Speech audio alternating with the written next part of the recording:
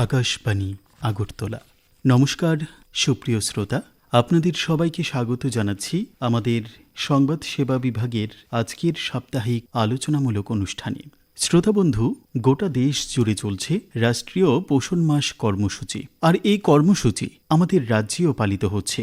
Mission সক্ষম অঙ্গনওয়াড়ি এবং পোষণ এর দ্বিতীয় পর্যায়ের অধীনে ভারত সরকারের মহিলা ও শিশু উন্নয়ন মন্ত্রক এবং রাজ্য সরকারের সমাজ কল্যাণ ও সমাজ শিক্ষা দপ্তর প্রতি বছরের মতো এবছরেও রাষ্ট্রীয় পোষণ মাস 2024 উদযাপন করছে। তো এই কর্মসূচি কিভাবে উদযাপিত হচ্ছে, কোথায় উদযাপিত হচ্ছে এবং এই কর্মসূচির মূল লক্ষ্য এবং উদ্দেশ্য কি, সেই বিষয় নিয়েই আমাদের আজকের আলোচনা। আমাদের সঙ্গে আজ আলোচনায় রয়েছেন রাজ্য সমাজ কল্যাণ ও সমাজ শিক্ষা দপ্তরের যুগ্ম অধিকর্তা শ্রীমতী চন্দ্রানী বিশ্বাস ম্যাডাম। ম্যাডাম, আকাশবাণীর আজকের আলোচনায় আপনাকে স্বাগত।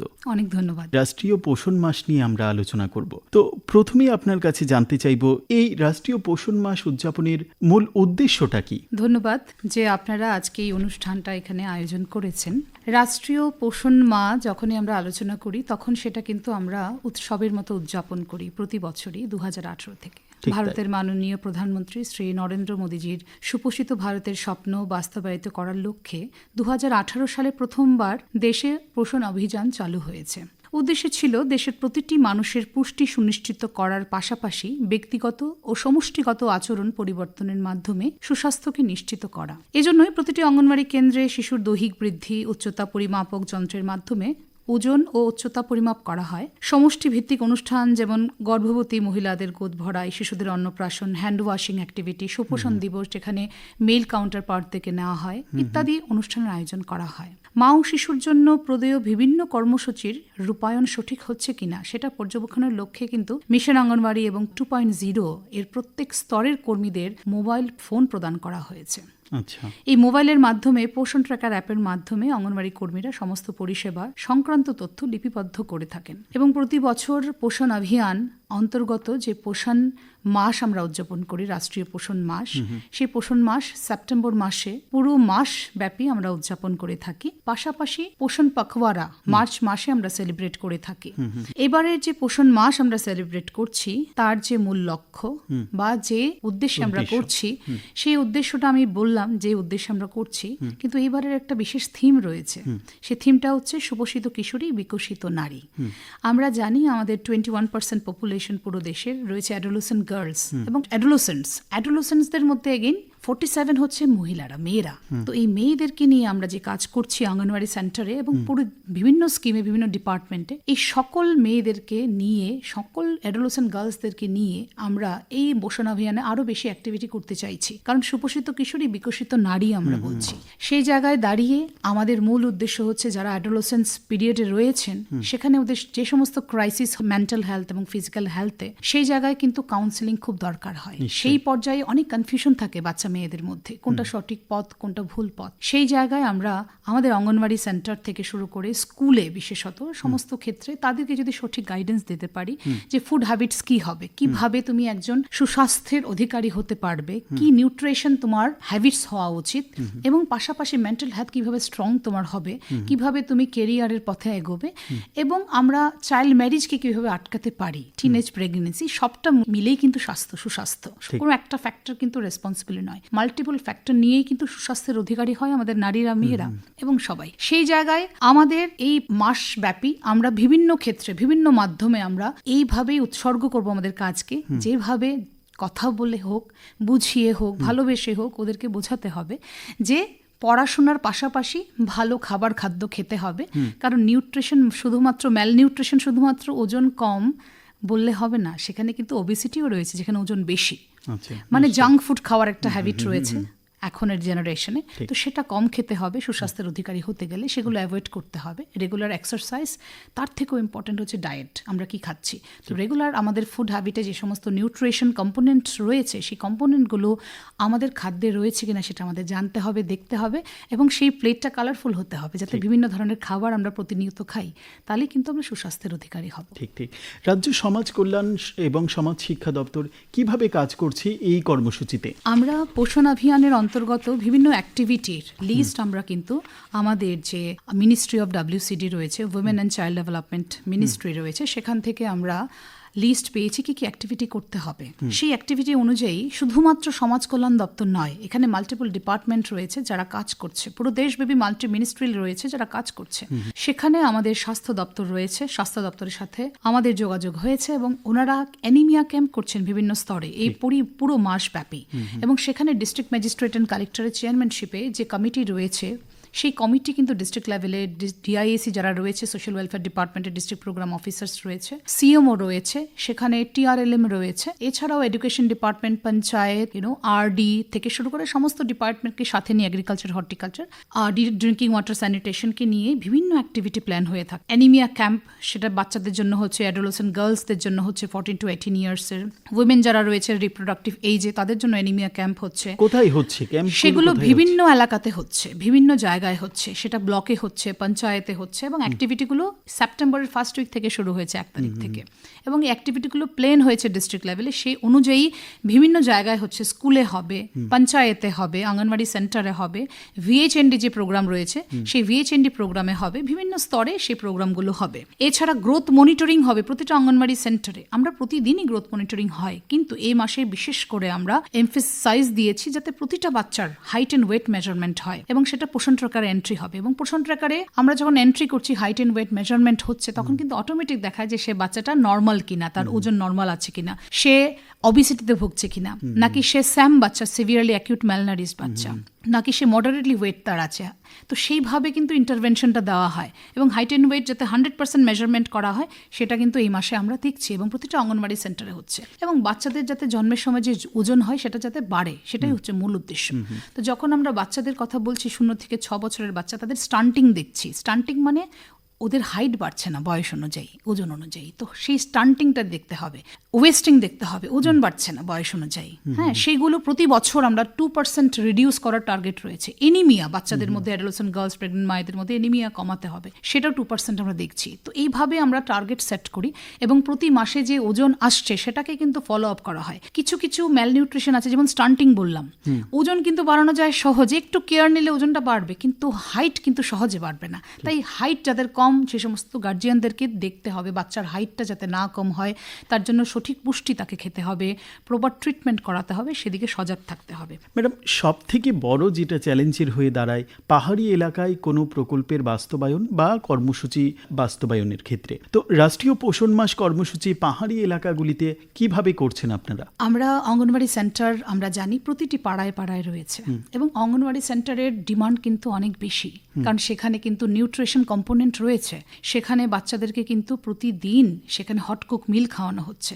সেখানে শুধুমাত্র হটকুক মিল নয়, তাছাড়াও আমরা টোটাল 6টা সার্ভিস আমরা অঙ্গনওয়াড়ি সেন্টারে দিয়ে থাকি। সেই সার্ভিসেসগুলো সেন্টারে সেন্টারে কিন্তু দেওয়া হচ্ছে, সেটা পাহাড়ি এলাকা হোক, এখানের প্লেন ল্যান্ড হোক, সব জায়গাতে কিন্তু সমানভাবে দেওয়া হচ্ছে।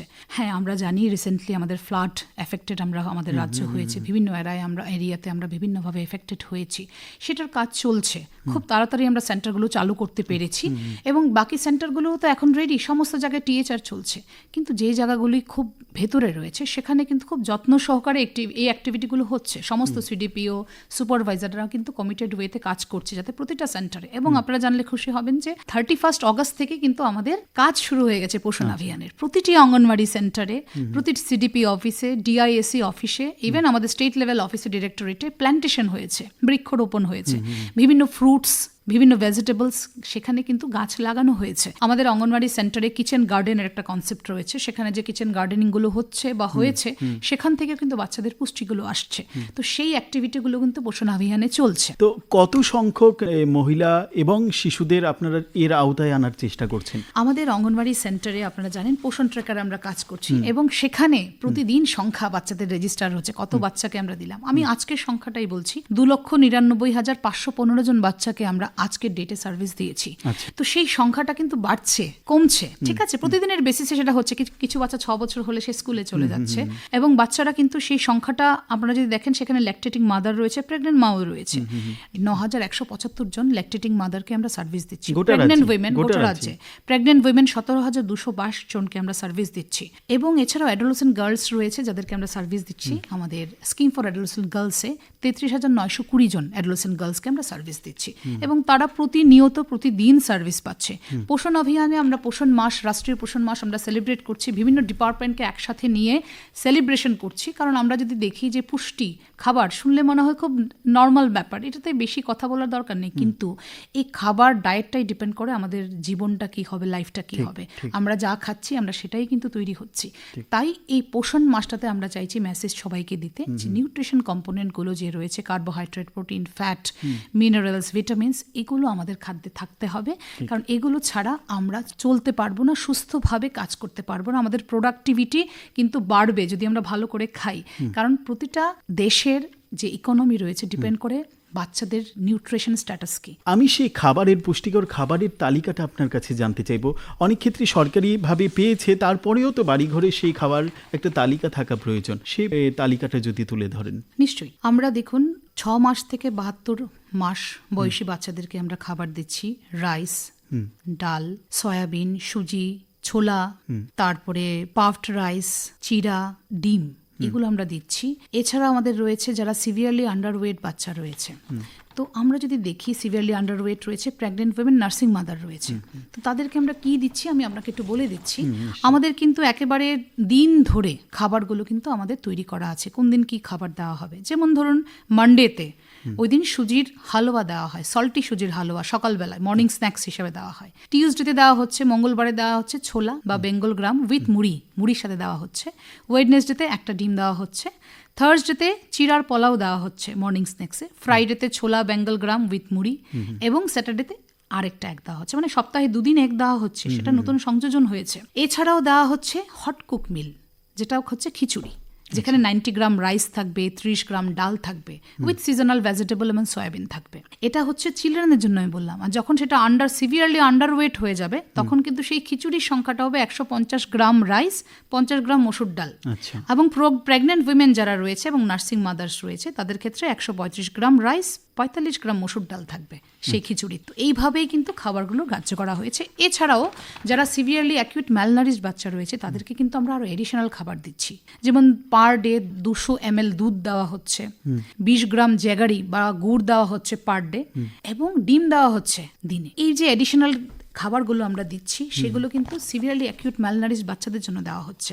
এবং আপনারা জানবেন যে আমাদের যে অ্যাসপিরেশনাল ব্লকগুলো রয়েছে, 12টা ব্লক, সেখানে কিন্তু আপনার এডিশনাল আরও একটা এগের প্রভিশন রয়েছে। মানে সপ্তাহে আমরা 2টো এগ নর্মাল এরিয়াতে দিচ্ছি, অ্যাসপিরেশনালে 3টে দিচ্ছি। এছাড়াও একটা ব্যানানার উইকলি প্রভিশন রয়েছে, এবং সেখানে 51,425 জন 6 month to 6 years বাচ্চাদেরকে আমরা কভার করতে পেরেছি, এবং 13,402 প্রেগনেন্ট মাদার, নার্সিং মাদারকে আমরা কভার করতে পেরেছি। এবং এখন অবধি আপনারা জানবেন যে আমাদের স্যাম বাচ্চা যারা রয়েছে, 9,188 জন স্যাম বাচ্চাকে আমরা কভার করতে পেরেছি। আমাদের অ্যাকচুয়ালি 56টা প্রজেক্ট রয়েছে। এছাড়া আমাদের 10,222 অঙ্গনওয়াড়ি সেন্টার রয়েছে, এবং আমাদের যে বাচ্চার সংখ্যা, প্রেগনেন্ট মার সংখ্যা আমি আগেই বলে দিয়েছি। তার মধ্যে আমরা নতুন সংযোজন পেলাম 216টা নতুন অঙ্গনওয়াড়ি সেন্টার, এবং ব্রু সেটেলমেন্ট এরিয়াতে 44টা নতুন সেন্টার আমরা পেয়েছি। এছাড়াও আমরা পিভিটিজি হ্যাবিটেশনে পিএম জনমন প্রোগ্রামের অন্তর্গত 77টা নতুন অঙ্গনওয়াড়ি সেন্টার পেয়েছি ত্রিপুরা রাজ্যে। এগুলো হলো নতুন সংযোজন। এছাড়াও আমরা এই বছর কিন্তু 1930টা অঙ্গনওয়াড়ি সেন্টারে ড্রিঙ্কিং ওয়াটার ফ্যাসিলিটির সুবিধা পাচ্ছি। এছাড়াও 1672টা সেন্টারে স্যানিটেশনের সুবিধা পাচ্ছি। শুধু পুষ্টি শুধুমাত্র খাবার নয়, গুড হ্যাবিটস থাকতে হবে, স্যানিটেশন ফ্যাসিলিটি থাকতে হবে, ড্রিঙ্কিং ওয়াটার ভালো হতে হবে। তো সেটার ব্যবস্থা সেন্টারে হয়েছে। এছাড়া আমরা 10,735টা স্মার্টফোন সমস্ত অঙ্গনওয়াড়ি সেন্টারে দেওয়া হয়েছে, এবং 9,911টা গ্রোথ মনিটরিং ডিভাইস অঙ্গনওয়াড়ি সেন্টারে দেওয়া হয়েছে। আমরা ইনোভেটিভ স্কিমে অ্যাড করেছি এলপিজি কানেকশন, গ্যাস আমরা দেওয়া হয়েছে অঙ্গনওয়াড়ি সেন্টারে। 3,874টা অঙ্গনওয়াড়ি সেন্টারে দেওয়া হয়েছে ফার্স্ট ফেজে, এবং সেকেন্ড ফেজে 6,037টা সেন্টারে দেওয়া হয়েছে। এইভাবে বিভিন্ন স্কিমে আমরা বিভিন্ন অ্যাক্টিভিটিতে অঙ্গনওয়াড়ি সেন্টারে আমরা সংযোজন করছি, এবং নতুনভাবে আমরা 474টা সেন্টারে সক্ষম অঙ্গনওয়াড়ি রূপে আমরা নর্মাল সেন্টারকে কনভার্ট করতে পেরেছি। ভারত সরকার আমাদেরকে এই বছর এবং 2022-23 থেকে, এবং এই বছরে আমাদেরকে টোটাল 474টা সেন্টারকে সক্ষম অঙ্গনওয়াড়িতে কনভার্ট করেছে। সেটা আলাদা কি বৈচিত্র্য? হ্যাঁ, সেখানে আলাদা বৈচিত্র্য হবে। সেখানে আমরা 5টা কম্পোনেন্ট পাচ্ছি নতুন। যেমন এলইডি স্ক্রিন থাকবে সেন্টারে, এলইডি স্ক্রিনের মাধ্যমে বাচ্চাদেরকে প্রি স্কুল অ্যাক্টিভিটি শেখানো হবে। এছাড়া আরও থাকবে ড্রিঙ্কিং ওয়াটার ফ্যাসিলিটি, ভালো জল যাতে সেখানে পাওয়া যায়। এছাড়া রেইন ওয়াটার হারভেস্টিং সিস্টেম রয়েছে, পোষণ বাটিকা, পোষণ কিচেন গার্ডেন যেটা আমরা বলছি, সেখানে সেটা হবে। এছাড়াও infrastructure development, child friendly environment বা খুব সুন্দর করে সেন্টারটা পেইন্টিং করা হবে, যাতে বাচ্চাদের অ্যাটেন্ডেন্স বাড়ে। যত বেশি অ্যাটেন্ডেন্স বাড়বে তত বেশি বাচ্চাকে আমরা এসএনপি সাপ্লিমেন্টারি নিউট্রিশন আমরা দিতে পারবো, তত বেশি বাচ্চাকে আমরা সুপুষ্টির দিকে নিয়ে যেতে পারবো। সেটাই হচ্ছে লক্ষ্য। এবং ভারত সরকার আমাদেরকে বলেছে আমরা আরও সেন্টার ভবিষ্যতে এই বছরই আমরা আরও স্যাংশন পাবো। আমরা আশাবাদী খুব তাড়াতাড়ি সেই স্যাংশনগুলো আমরা পেয়ে যাব। ঠিক ঠিক ম্যাডাম, আমাদের সময় একেবারে শেষ মুহূর্তে, সবশেষে এই রাষ্ট্রীয় পোষণ মাস উদযাপন কর্মসূচি নিয়ে কি বলবেন আপনি? আমাদের শিশুদেরকে, অ্যাডোলেসেন্ট গার্লস, বয়ঃসন্ধিকালের যারা রয়েছে তাদেরকে আমাদের সঠিক রাস্তায় নিয়ে যেতে হবে গার্জিয়ান হিসেবে, এবং আমরা ওদেরকে সঠিক পুষ্টি দিতে হবে। আমরা যখন আমরা মার্কেটে যাচ্ছি, বাজার করছি, আমরা সঠিক পুষ্টিকর খাবার নিয়ে আসতে হবে। মা ও শিশুদের সঠিক পুষ্টি প্রদান করতে হবে। দেশের ভবিষ্যৎ সুনিশ্চিত করতে হবে। ভবিষ্যৎ আমাদের হাতে। আমরা যেভাবে আমাদের শিশুদেরকে চালনা করব, যেভাবে আমাদের বাচ্চাদেরকে পুষ্টি দেব, সেই পথেই কিন্তু তাদের ভবিষ্যৎ তৈরি হবে। অনেক অনেক ধন্যবাদ ম্যাডাম আপনাকে। শ্রোতা বন্ধু, এতক্ষণ আমরা কথা বলছিলাম রাষ্ট্রীয় পোষণ মাস উদযাপন কর্মসূচি রাজ্যে কিভাবে বাস্তবায়িত হচ্ছে এবং রাজ্য সরকার, রাজ্যের সমাজ কল্যাণ ও সমাজ শিক্ষা দপ্তর এবং অন্যান্য বিভিন্ন দপ্তর কিভাবে এই কর্মসূচির মাধ্যমে গর্ভবতী মা এবং শিশুদের স্বাস্থ্যের উন্নতির জন্য কাজ করে চলছে। আজ আপনারা শুনছিলেন সেই আলোচনা। আমাদের সঙ্গে ছিলেন রাজ্য সমাজ কল্যাণ ও সমাজ শিক্ষা দপ্তরের যুগ্ম অধিকর্তা শ্রীমতী চন্দ্রানী বিশ্বাস। আলোচনা আজকের মতো এখানেই শেষ করছি। নমস্কার।